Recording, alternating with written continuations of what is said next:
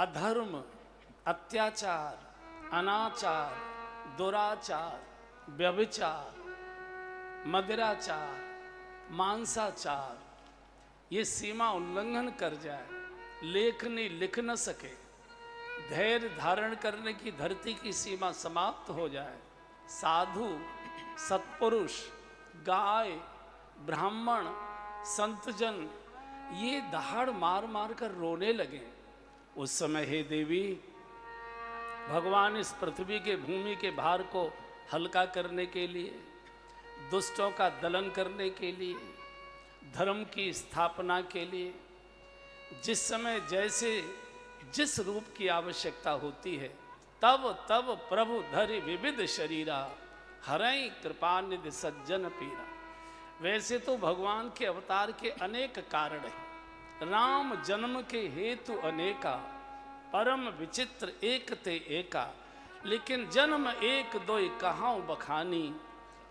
एक दो जन्मों की चर्चा पार्वती जी आपको मैं सुनाऊंगा, लेकिन मेरा आपसे निवेदन है देवी कि सावधान होकर कथा सुने, सावधान सुन सुमति भवानी। मैंने कल भी निवेदन किया था, कथा बहुत सावधानी से सुननी चाहिए। कई लोग कहते एकाग्र भाव से सुनना चाहिए, कोई कहते मन लगाकर सुनना चाहिए। अब इसकी कोई परिभाषा नहीं, एकाग्र किसे कहते और मन कैसे लगता है। और मुझे बहुत साधारण सा सूत्र समझ में आ गया, कथा कैसे सुने। जैसे मरीज डॉक्टर की बात को मुंह फाड़ कर सुनता है, एकदम कान लगाकर एक एक शब्द को 10-10 बार पूछेगा, लिख लेगा, कोई एक भी शब्द इधर से उधर रह न जाए। क्यों? क्योंकि प्राणों के साथ उसका संपर्क है, प्राणों की बाजी लगी है, बिल्कुल प्राणपण से इसको सुने, एक भी शब्द इधर से उधर न हो जाए, ऐसे सुने।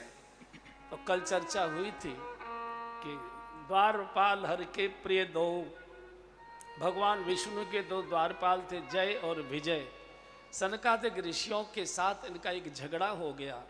संतों को क्रोध नहीं करना चाहिए, संत का तो असली नाम ही है संत, सरल चित जगत हित, जान स्वभाव स्नेह, बाल विनय सुन कर कृपा, राम चरण रति देव। संत माने जो सरल है, जिसको क्रोध आ गया, जिसमें ईर्ष्या आ गई, जिसमें जलन आ गई, वो संत नहीं है। संत नाम नहीं होता, संत एक प्रवृत्ति होती है। आज तो जिसे देखो वही संत नाम लिख लेता है, नहीं, संत पदवी नहीं है, संत स्वभाव है, संत वेश भी नहीं है, संत एक प्रवृत्ति है, शांत रहने वाली, सौम्य रहने वाली।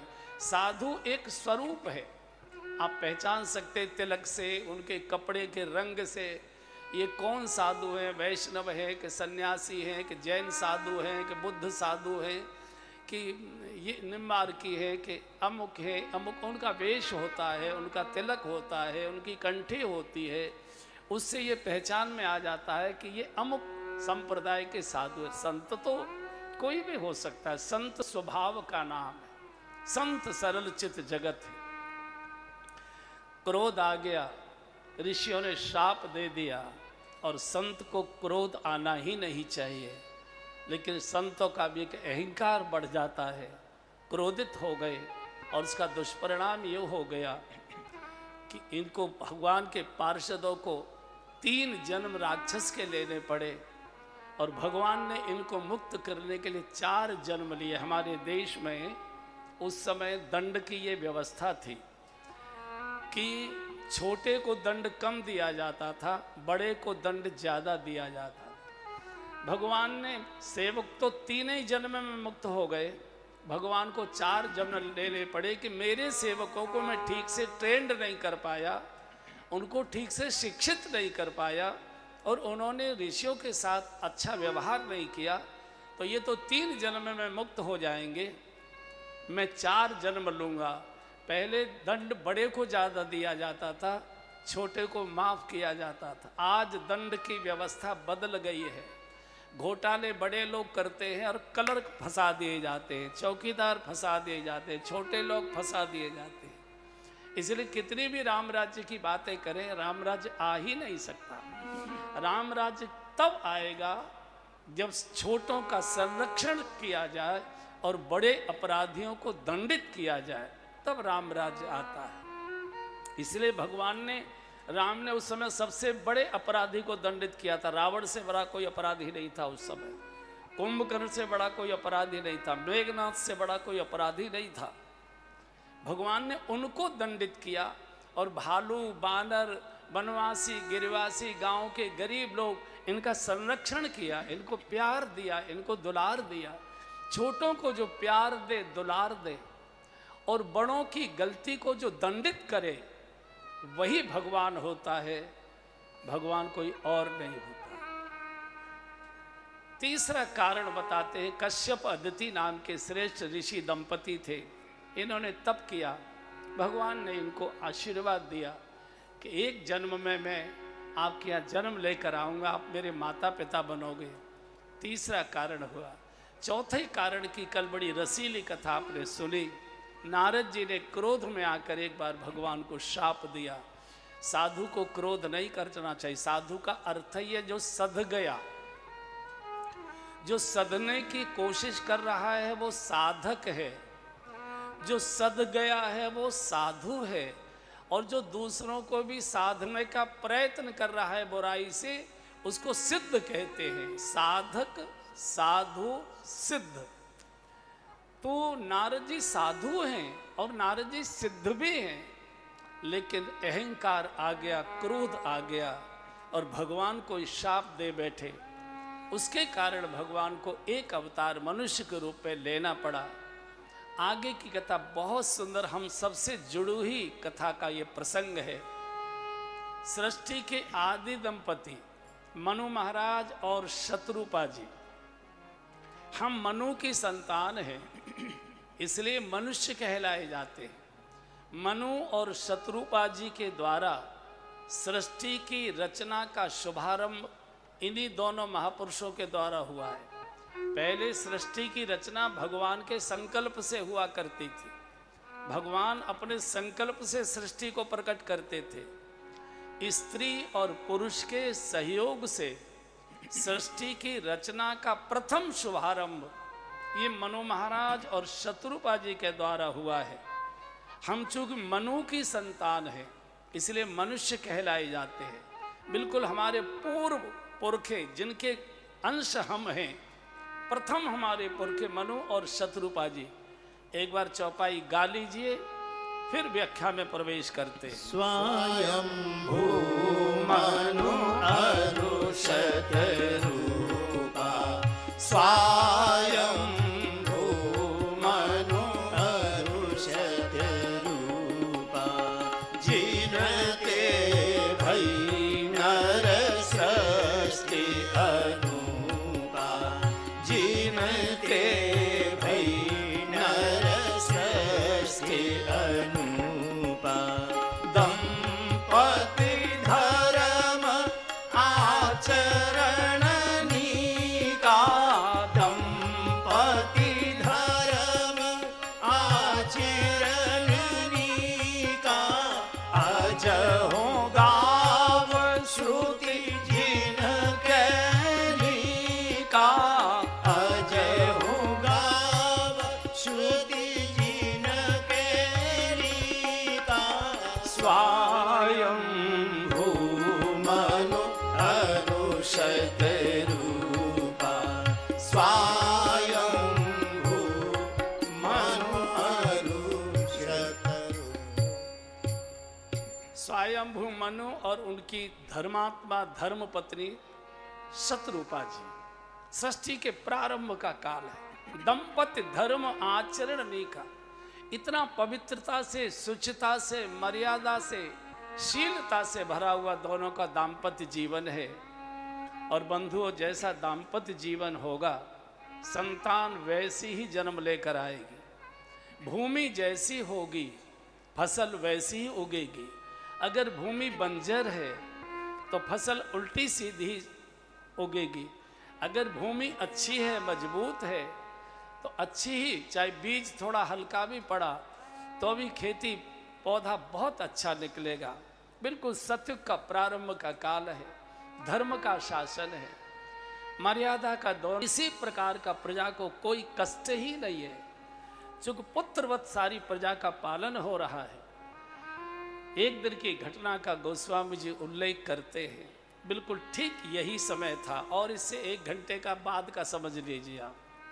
मनु महाराज महल की अटारी में अकेले बैठे थे कोई नहीं था पास में। बैठे बैठे अंदर से एक प्रेरणा आने लगी। देखिए, प्रेरणा भीतर से आती है और उपदेश बाहर से दिया जाता है, इसलिए बाहर का उपदेश बाहर ही रह जाता है। भीतर से जो प्रेरणा आती है, चाहे शुभ आए चाहे अशुभ आए, वो क्रियान्वित हुआ करती है। उपदेश तो बाहर से सुना और जाने से पहले कुर्ता यही झाड़ गए, अगले दिन फिर देखे। तो बैठे एकांत में, कोई शत्रुपा जी भी नहीं थी, कोई सचिव भी नहीं था, कोई पास नहीं बैठा था। बैठे बैठे प्रेरणा होने लगी, अरे मैं बूढ़ा हो गया, मेरे शरीर में झुर्रियां आ गई, मेरे बाल सफेद होने लगे, मेरी नेत्र ज्योति घट गई, मुझे ऊंचा सुनाई देने लगा, मेरे चलने फिरने में मुझे दिक्कत आने लगी, मेरे बाल बच्चेदार हो गए और हमारी चलाचली की बेला आ गई। अभी तक हमारे मन में भोगों के प्रति, विलासता के प्रति वैराग्य नहीं है, भगवान के भजन की, भगवान के दर्शन की मन में कोई प्रेरणा नहीं है। क्या बिना भगवान के दर्शन के हमारी जीवन लीला ऐसे ही पूर्ण हो जाएगी? क्या हाय हाय करके मेरी लाश राजभवन से निकाली जाएगी? क्या मुझे प्रभु का दर्शन नहीं होगा? ऐसे अंदर से प्रेरणा जगी, आंखों से आंसू आ गए और मन में आ गया कि अब तो भगवान के भजन में ही शेष जीवन लगना चाहिए, क्योंकि चौथापन आ चुका है। और शास्त्र कहता है, चौथे पन नृप जाइए कानन। चौथे पन में माता पिता को वन में जाना चाहिए, लेकिन आज का युग वन में जाने का नहीं है। मैं बार बार ये बोला करता हूँ, जैसे हर मौसम के कपड़े अलग प्रकार के होते हैं, जैसे हर मौसम का भोजन अलग प्रकार का होता है, ऐसे हर मौसम के सिद्धांत भी अलग प्रकार के होते हैं। आज का जो युग है, इसमें घर छोड़कर जाने की आवश्यकता नहीं, ये विषय आगे आएगा। मनु महाराज के मन में आ गया कि अब चलते हैं, छोड़ते हैं, और ऊपर से सीधे नीचे उतर कर आए, शत्रुपा जी के कक्ष में आ गए। शत्रुपा जी भी संयोग से अकेली बैठी थी, पास बैठ गए और बहुत प्यार से कहा, रानी अंदर से प्रेरणा जग रही, आज्ञा हो तो कहें। बोले बताइए। बोले हमारी चला चली की बेला आ गई, चौथे पन में हम लोग प्रवेश कर चुके हैं, इंद्रियां हमारी शिथिल हो चुकी हैं, शरीर पर झुर्रियां आ चुकी हैं, नेत्र ज्योति घट चुकी है और हमारे बच्चे बाल बच्चेदार हो चुके हैं, राज्य काज संभालने योग्य हो चुके हैं। मन करता है कि बच्चों को राजपाट समर्पित करें और सारे भारतवर्ष के तीर्थों की यात्रा करते, तीर्थों का दर्शन करते, संतों के साथ सत्संग करते करते और किसी एक तीर्थ में जीवन की यात्रा पूरी करें और किसी तीर्थ में शरीर को त्यागें, शरीर को छोड़ें। ऐसी अंदर से प्रेरणा आ रही है। आपका क्या कहना? जब मनु महाराज जी ने ये विषय बोला तो शत्रुपा जी के नेत्रों से आंसू आ गए। राजन, मैं तो जाने कितने दिनों से विचार कर रही थी, संकोच के कारण से कह नहीं पा रही थी, लेकिन मेरी भी आपसे एक प्रार्थना है। कहिए देवी, क्या कहना है? बोले राजन, सद्गुण और सद्विचार, दुर्गुण और दुर्विचार, इन दोनों में बहुत अंतर है राजन। दुर्गुण और दुर्विचार बड़ी जल्दी जल्दी मन में आते हैं और इतनी लंबी उम्र लेकर आ जाते हैं कि जब एक बार दुर्गुण और दुर्विचार मन में आ जाते हैं तो चिता तक साथ जाते हैं, छोड़कर मनुष्य को नहीं जाते, चिता तक साथ रहते। सद्गुण और सद्विचार ये बड़ी मुश्किल से मन में आते हैं और इतनी कम उम्र लेकर आते हैं कि आते पीछे हैं, चलने की बात पहले बोल देते।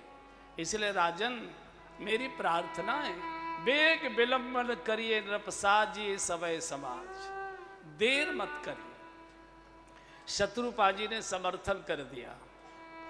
देखिए, मनु महाराज मन के प्रतीक है और शत्रुपा जी बुद्धि की प्रतीक है। बुद्धि सैकड़ों रूप बदलती है एक ही दिन में। मंदिर जाएगी, बुद्धि अलग प्रकार की होगी। मित्रों के साथ घूमने जाएगी, बुद्धि अलग प्रकार की हो जाएगी। ऑफिस में दुकान पर आकर बैठेगी, बुद्धि और प्रकार की हो जाएगी। सत्संग में जाएगी, बुद्धि और प्रकार की हो जाएगी। मित्रों के बीच में ताश खेलेगी, बुद्धि और प्रकार की हो जाएगी। बाहर घूमने जाएगी, देश विदेश, बुद्धि और प्रकार की हो जाएगी। बारात में जाएगी, सालेकी में, तो बुद्धि और प्रकार की हो जाएगी। सत्संग में आएगी, बुद्धि और प्रकार की हो जाएगी। इसको शत्रुपा कहा गया है। ये अनेक प्रकार के रूप बदलती है। तो शत्रुपा जी ने कहा, राजन देर मत करिए। कोई आपको तिलक लगाकर आरती उतार कर विदाई समारोह के साथ विदाई नहीं देगा। घर परिवार की ममता इतना बड़ा उलझन होता है। कांटे तो सुलझाए जा सकते हैं, जंगल की झाड़ियों को तो सुलझाया जा सकता है, लेकिन घर परिवार के झंझट को सुलझाना ये विधाता के विवश की बात नहीं है।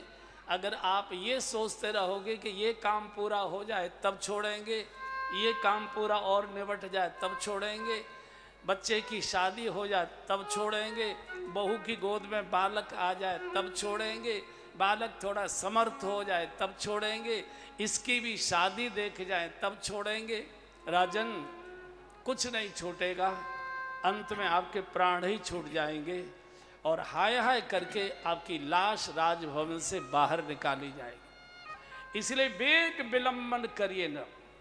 शत्रुपा जी ने समर्थन कर दिया। मन जब स्वयंभू हो जाए, स्वयंभू मनु का अर्थ ही है मन में स्वयं ही प्रेरणा जगने लग जाए, और शत्रुपा बुद्धि की प्रतीक है।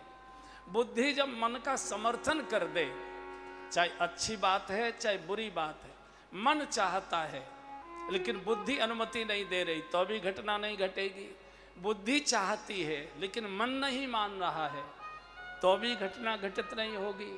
मन और बुद्धि जब एक हो जाए, सम्यक में आ जाए, एक लाइन में, घटना घटित होती है। और जब शत्रुपा जी ने समर्थन कर दिया तो तुरंत बड़े बेटे को बुलाया, उत्तानपाद को। 2 बेटे थे, उत्तानपाद और प्रियव्रत, और देवहूति नाम की एक इनकी बिटिया थी। और आप देखिए घर में कैसी सुंदर संतान है।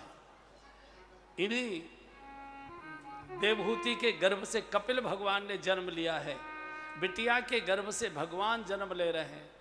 और यही जो बड़े बेटे थे उत्तानपाद, इनके घर में ध्रुव जैसे भक्त का जन्म होता है। कितना श्रेष्ठ जीवन होगा कि अपने घर में भक्त पैदा हो रहा है और बिटिया के घर में भगवान जन्म ले रहे हैं, भगवान पैदा हो रहे हैं। तो बड़े बेटे को उत्तानपाद को बुलाकर का, बेटा अब तुम सब प्रकार से योग्य हो चुके हो, समझदार भी हो, और हमारी चला चली की बेला आ गई। किस दिन आँख बंद हो जाए इसका कोई अब भरोसा नहीं बचा है। इसलिए अपने सिर की पगड़ी उतार कर बड़े बेटे के शीश पर रख दी। यहाँ तो मरने के बाद पगड़ी रस्म होती है, मनु महाराज ने पहले ही पगड़ी उतार कर बेटे के शीश पर रख दी। प्रजा का पुत्रवत पालन करना, किसी भी प्रकार का प्रजा को कष्ट न हो, और हम तुम्हारी माँ के साथ तीर्थों की यात्रा पर जा रहे हैं, और जीवन का अंतिम समय किसी तीर्थ में, किसी संत के चरणों के सानिध्य में भगवान का भजन करते करते भगवान का दर्शन की लालसा लेकर, हो सकता है कि दर्शन भी हो जाए, हम जीवन लीला पूरी करना चाहते, ये राज्य को स्वीकार करो। तो बालक रोने लगे, दोनों बेटे रोने लगे, नहीं नहीं पापा जी, नहीं नहीं बाबूजी, हम नहीं जाने देंगे, ऐसे कैसे चले जाएंगे। हर पुत्र चाहता है वृद्धावस्था में मैं अपने वृद्ध माता पिता की सेवा करूं। आप हमको इस सेवा से, पुण्य से क्यों मुक्त करना चाहते, क्यों वंचित करना चाहते। आप राजकाज में कोई रुचि मत लीजिए, आप बैठे तो रहिए, आप बैठे रहेंगे, हम आपका दर्शन तो करते रहेंगे, हमको आशीर्वाद तो मिलते रहेगा। नहीं नहीं, आप बिल्कुल यहाँ बन की तरह रहिए, कोई राजपाल में कोई रुचि मत लीजिए। जब बच्चे रोने लगे तो पिघलना चाहिए था शत्रुपा जी को। बच्चों की किलबिल दादी को ज़्यादा अच्छी लगती है, बाबाओं को ज़्यादा अच्छी नहीं लगती है। बाबा तो थोड़ा वैसे ही चुटकी बजा देते हैं, दादी को बच्चे की नाक पोंछने में, कपड़े बदलने में, बाल काटने में, पुचकारने में, लाड़ प्यार दुलार करने में माताओं की रुचि ज़्यादा होती है। पिघलना चाहिए था शत्रुपा जी को, पिघल गए मनु महाराज। और जैसे ही देखा शत्रुपा जी ने कि राजा तो पिघल गया, बोल सकती नहीं थी क्योंकि बच्चे खड़े थे सामने।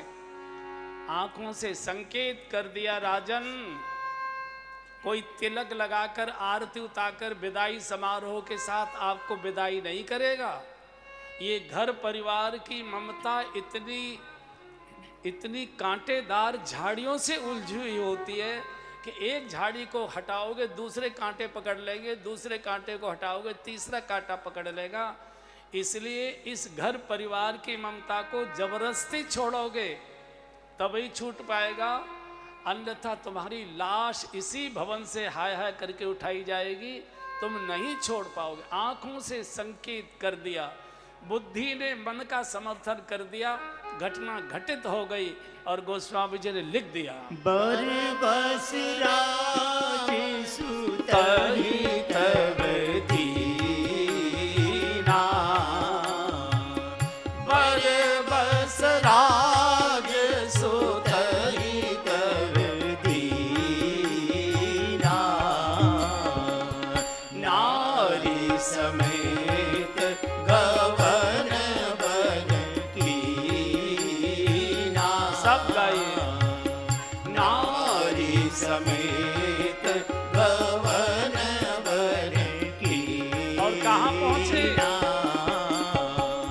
तीरथ वरने मिश विख्याता, तीरथ वरने मिश विख्याता, अति पुनीत साधक सिद्धिदाता, अति पुनीत साधक सिद्धिदाता, पहुँचे जाई धेनु मधि तीरा, पहुँचे जाई धेनु मधि तीरा, हर्षि नहाने निर्मल नीरा, हर्षि नहाने निर्मल नीरा, बर बस राज सुतहि तब दीना, बर बस राज सुतहि तब दीना। बुद्धि ने समर्थन किया, मन का घटना घटित हो गई। जबरदस्ती बच्चों को राजपाट समर्पित कर दिया और निकल गए राजभवन से। कहाँ पहुँचे? 87-88 हजार ऋषियों की तपस्थली नैमिषारण्य, गोमती गंगा का किनारा। ओ पूज्य स्वामी जी महाराज का शुभागमन, माँ जी का बहुत बहुत आशीर्वाद इस पूरे आयोजन को, और विशेषकर मुझे तो बहुत ही लाड़ प्यार आशीर्वाद स्वामी जी का है, बड़ी कृपा। एक बार भजन गा लो बढ़िया सा। राधे राधे गोविंद गोविंद राधे, राधे राधे गोविंद गोविंद राधे, श्री राधे राधे गोविंद गोविंद राधे, राधे राधे गोविंद गोविंद राधे, राधे राधे गोविंद गोविंद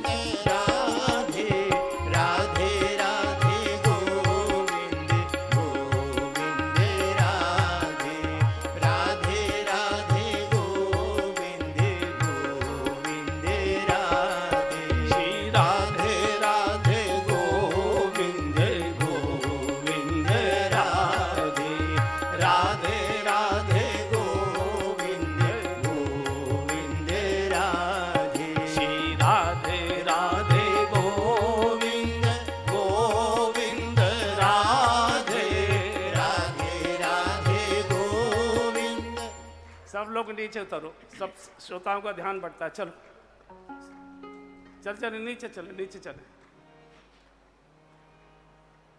हो गया, वहीं से प्रणाम करिए। चलो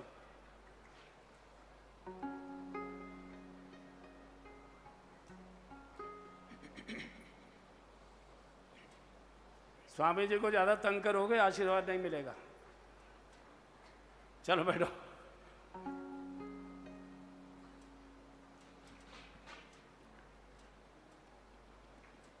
राधे राधे गोविंद गोविंद राधे राधे राधे गोविंद गोविंद राधे राधे राधे गोविंद गोविंद राधे राधे राधे गोविंद गोविंद राधे राधे राधे गोविंद गोविंद राधे राधे राधे गोविंद गोविंद राधे। जय जय श्री राधे, जय जय श्री राधे, जय जय श्री राधे। पूज्य स्वामी जी महाराज के पावन सानिध्य में, उनकी पावन उपस्थिति में भगवान का जन्मोत्सव हम लोग अब आगे कथा में प्रवेश करते हैं। गोस्वामी जी ने लिखा है कि बर बस राज सुत हित दीना, बर बस राज सुत हित दीना नारी समेत गवन बन कीना, नारी समेत गवन बन कीना, तीरथ वर नैमिष विख्याता, तीरथ वर नैमिष विख्याता, अति पुनीत साधक सिद्धिदाता, अति पुनीत साधक सिद्धिदाता पहुँचे जाई धेनुमति तीरा, पहुँचे जाई धेनुमति तीरा, हर्षि नहाने निर्मल नीरा, हर्षि नहाने निर्मल नीरा। बंधुओं और बहनों, घर परिवार की ममता ये सुविधा से नहीं छूटती। व्यक्ति सोचते ही रह जाते हैं, बिटिया के हाथ पीले हो जाएं सब छोड़कर चलेंगे, बेटे की शादी हो जाए सब छोड़कर चलेंगे, बहू की गोद में बालक आ जाए तब छोड़कर चलेंगे, बालक थोड़ा और समर्थ हो जाए तब छोड़कर चलेंगे। अब हो तो बड़ा हो ही गया है, पोते की भी बहू का मुंह देखकर चले जाएं तब छोड़कर चलेंगे, और सोचते ही रह जाओगे। यमराज आएंगे और कहेंगे सर चलिए गाड़ी तैयार खड़ी हुई। घर परिवार की ममता तो जोर जबरदस्ती छोड़ोगे तभी, अन्यथा तो हाय हाय करके लाश उठाई जाएगी, छोड़ नहीं पाते कोई। 88,000 ऋषियों की तपस्थली गोमती गंगा का पावन किनारा नैमिषारण्य मनु महाराज और शत्रुपा जी पहुंच गए। मैं यहाँ 2-3 मिनट आपके लेना चाहूँगा। मैं बार बार ये बात बोलता आ रहा हूँ कि जैसे हर मौसम के कपड़े अलग होते हैं, जैसे हर मौसम का भोजन अलग प्रकार का होता है, ऐसे हर मौसम के नियम सिद्धांत भी अलग प्रकार के होते हैं। ये जो कलयुग का मौसम है, जिस मौसम में हम और आप निवास कर रहे हैं, इसमें घर परिवार छोड़कर किसी वन में जाकर रहने की इस समय स्थिति नहीं है।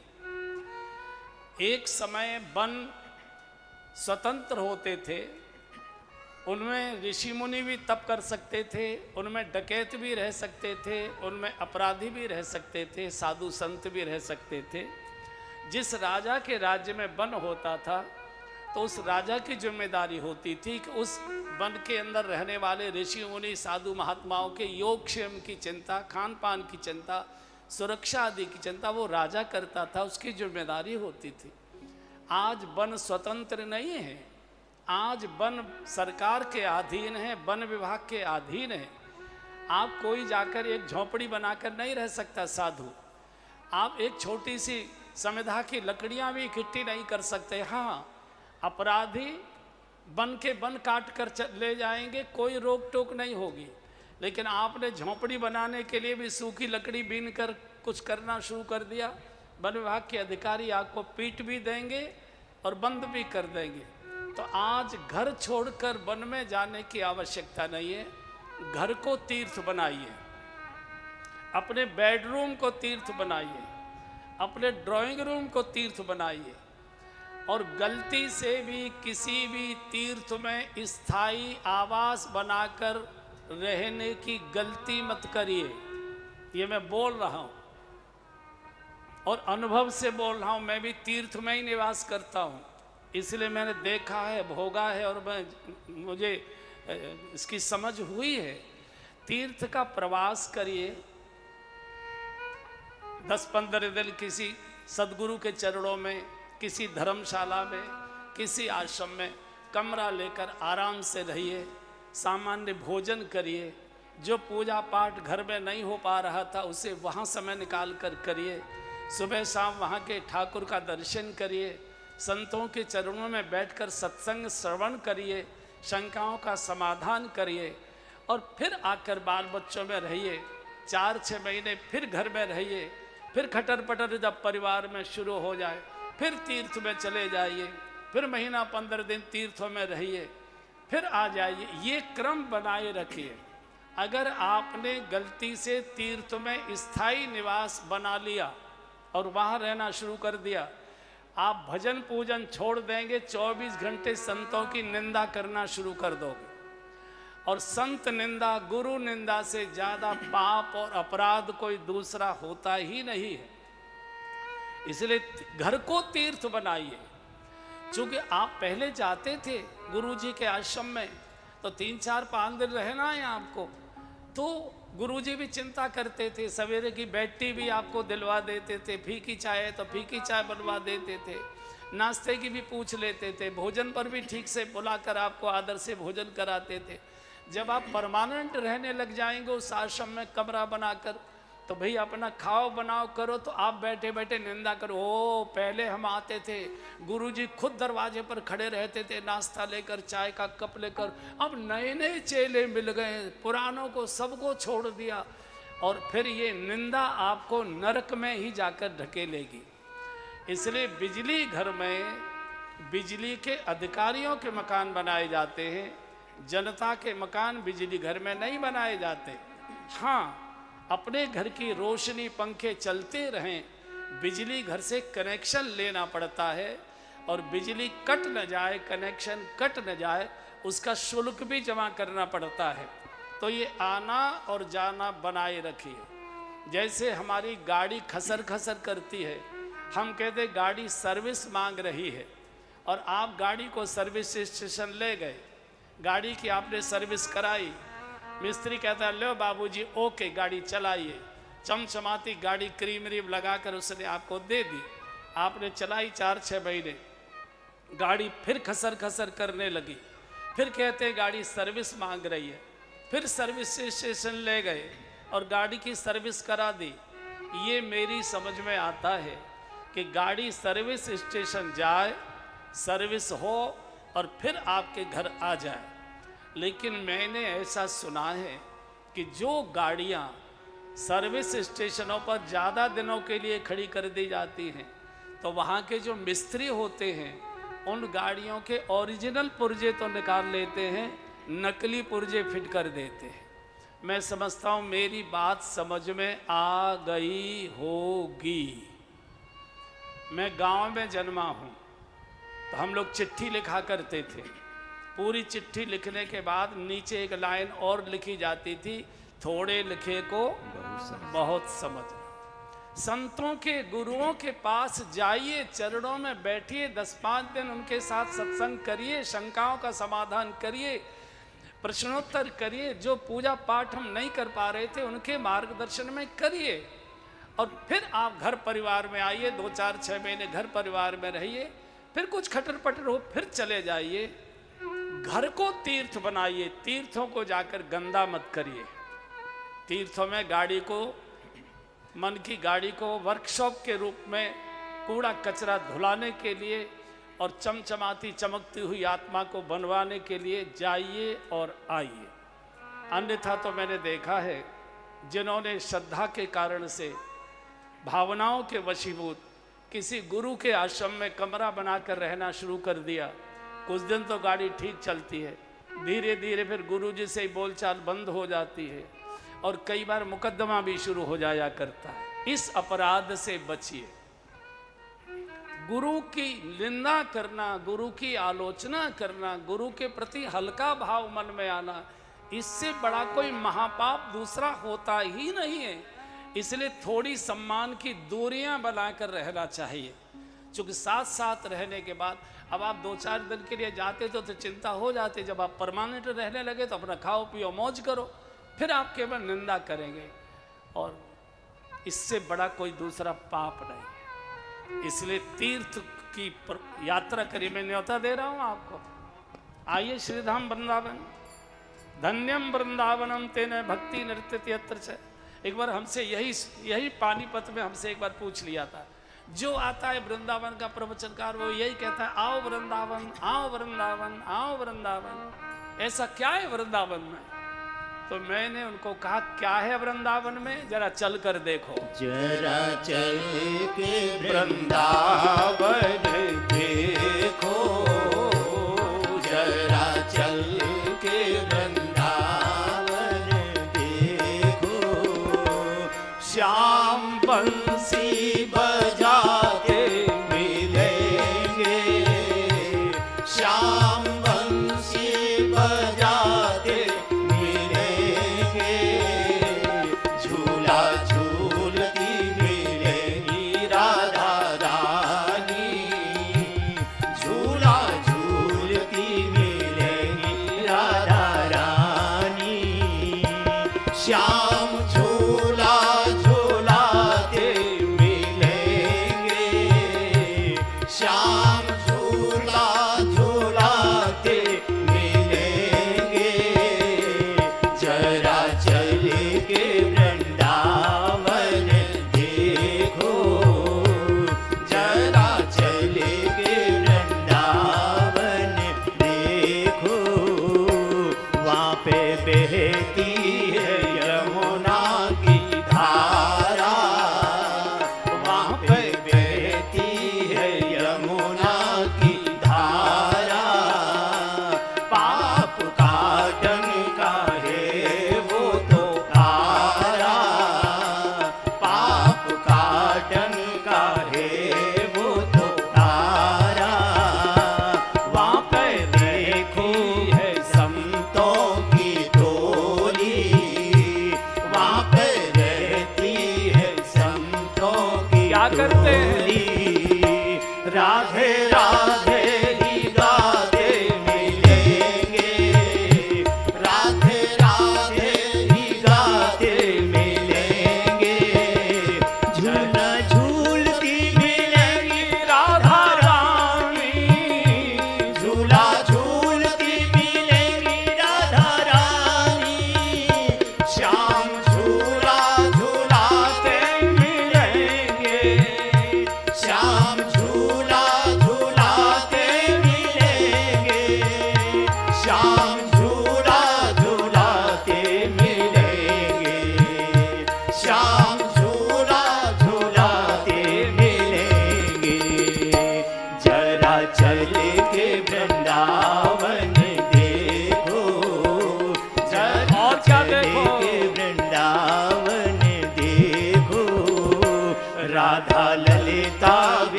विशाखा के संग में, राधा ललिता विशाखा के संग में, दधि बेचन को आई मधुबन में, दधि बेचन को आई मधुबन में, ग्वाल बालों को लेकर के संग में, ग्वाल बालों को क्या लेकर करेंगे? के संग में, श्याम माखन लौटाते मिलेंगे, श्याम माखन लौटाते मिलेंगे, झूला झूलती मिलेगी राधा रानी, झूला झूलती मिलेगी राधा रानी, श्याम झूला झूलाते मिलेंगे,